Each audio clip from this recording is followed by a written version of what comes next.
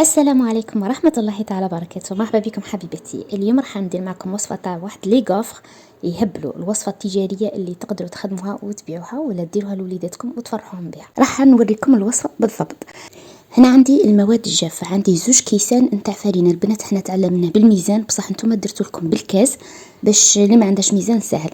الكاس تاع وليد، هذاك الكاس اللي عندكم يعني عادي اللي نشربوا فيه الغازوز. درت 2 كيسان ودرت معاهم ساشي تاع خمارة لا ليفور شيميك. درت فيه مغرف كبيره نتاع لافاني وشويه تاع ملح، نص مغرف صغيره نتاع ملح. خلطت مع بعضاتهم هذه النواشف هما الاولى نحطهم على جهه، ومن بعد رحت درت 3 حبات تاع بيض نضربهم بيدي. زدت لهم 3 مغارف نتاع سكر، خلطتهم برك بالفوي برك بيدي. من بعد باش نخلطو بالبغا ميكسور من الاول برك بالفوي.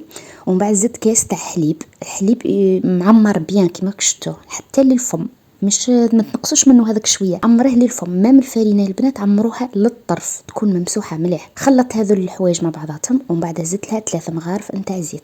راني نخلي لكم مكتوب في صندوق الوصف، ونزيد نخلي لكم في تعليق مثبت. البنات جربوه روعه، جربوه وقولوا لي. تنساو كاع لي غوسات اللي شفتوهم من قبل باسكو هذه قلت لكم الوصفه الاصليه. بعد ما نخلط شويه زدت لهم هذيك المواد الجافه اللي خلطناها مع بعضاتهم، اللي هي الفرينه والخماره واللافاني والملح. نخلط شويه هاك قسمه ندخلها مع بعضاتهم.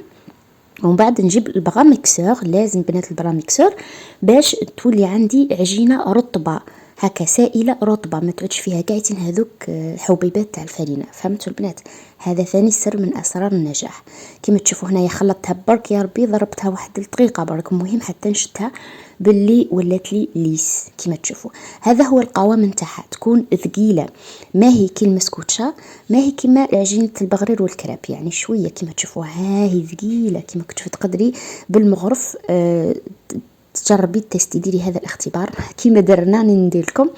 ديري هكذاك، ديري بالمغرف وديري خط، اذا ما راحش هذاك الخط بالخف هنا تعرفي بلي العجينه تاعك راهي سواسوا. حطيها ونخليها ربع ساعه الى نصف ساعه، ربع ساعه في الصيف، نصف ساعه في البرد. فهمتوا حبوباتي؟ ومن بعد نجيب لاباراي تاع الكوفر. هنا شفت هذه لاباراي عند اختي ناديه في قناتها امجد عاشقه الديكور، ونصحتني بها بزاف، يعني كونتاكتيتها بريفي قلت لها واش رايك فيها، قالت لي ما شاء الله هايله اشريها، فيها بزاف لي زاكسيسوار. ما حبيتش نوريها لكم باش ما تقولوليش بيبليسيتي. بنات والله شريتها بدراهمي، شريتها ب920 ألف من الحوانت، خليها لي 900 ألف. فيها شحال من بياس، فيها الدونات، فيها الكوفر، فيها تاع البانينوز لي تاع لي ساندويتش، فيها بزاف حوايج.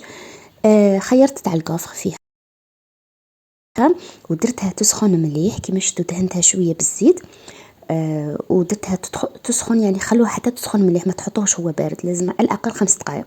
ومن بعد جبت بالمغرف هذيك تاع لالوش تاع المرقه، ما عمرتهاش بيان، مسحتها باش ما تتكترش، وفرغت فيها. دائما ابداو من الوسط، ما تبداوش من الاطراف، ابداو من الوسط وبداو مشيو بشويه حتى ما تخلوا فيها حتى فراغ، ومامطو ما تعمروش ياسر باش ما تخرج لكمش منه ومنه.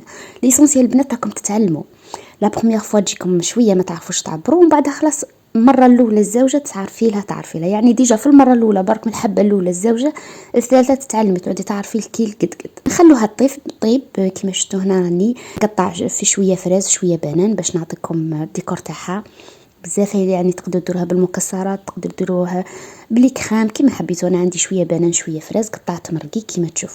بعد شويه برك تبدا تخرج في واحد لافابور، ما تحلوهاش حتى تروح هذيك لافابور. هي وين نشوفوا بنات كي طيب تقدروا تقلبوها نورمال وديروا لهذيك الجهه اللي تبقى بيضاء تعاود تحمر، تحمروها كيما تحبوا.